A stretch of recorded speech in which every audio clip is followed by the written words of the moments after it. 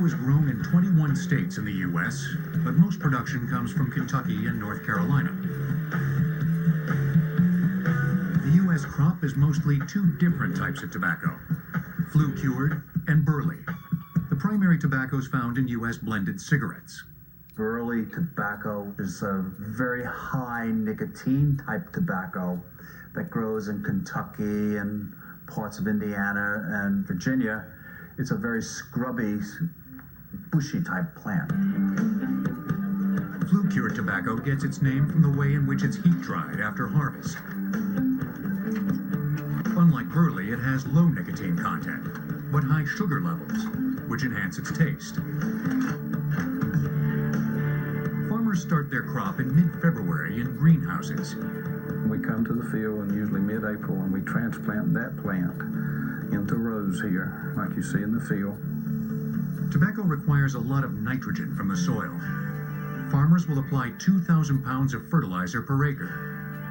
Fertilizers will help the plant make sugars, cellulose, and most importantly, nicotine, the addictive chemical produced by the plant. Without nicotine in a tobacco plant, it would have virtually little or non-existent commercial use. When a person smokes a cigarette, the tobacco is burned and nicotine is distilled off into particles. These particles contain water, tar, and nicotine. And these fine particles are inhaled into the lungs, and then they impact or they crash into the very small airways in the lungs. When these particles impact, nicotine is absorbed pretty quickly into the bloodstream in the lungs, goes into the heart, and then goes right out to the body, including to the brain. It only takes about 15 seconds from taking a puff on a cigarette to when nicotine has its effects on the brain. There's a concept of rapid reinforcement makes a drug more addictive. You know right away what the effect is, you can adjust the dose, and so smoking is actually the most addictive way of taking a drug. But before the tobacco can be smoked, the plants must mature, growing to be 42 inches high in 60 to 70 days. At this point, they will be harvested gradually. We go out every week or two and we'll cut off 2 or 3, 4 leaves each time we go through. We will end up at the top, which is the best, the highest nicotine, the best plant that the companies want for making cigarettes with. The leaves must be dried before they can be sold. We call these bulk barns for drying tobacco.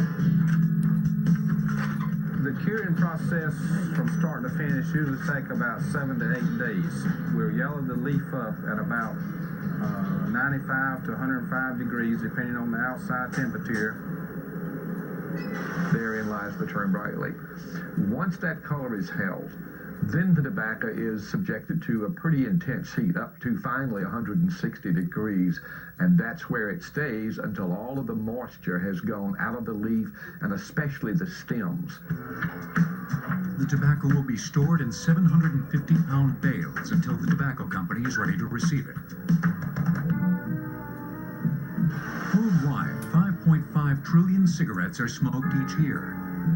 It's a staggering number, but it begins mundanely enough with a seed planted, a leaf cut from a stalk, as it has for thousands of years.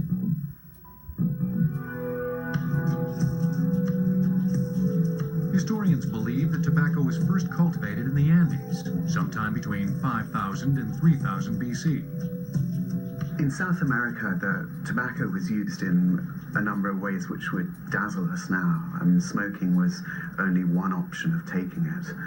People sniffed it, they smoked it, they smeared it all over their bodies, they smeared it on other people's bodies, they drank it in a paste, and they even used it as an enema.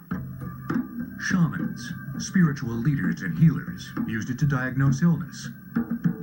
They would consume enough really to take them to the edge of death, and that would take them into the spirit world where they could thereby examine the problems within their patients.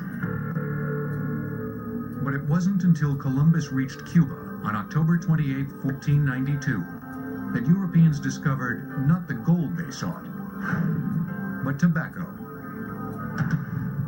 when Columbus sent some of his lieutenants to investigate inland and try and find a little more about the people who inhabited it and what their habits were,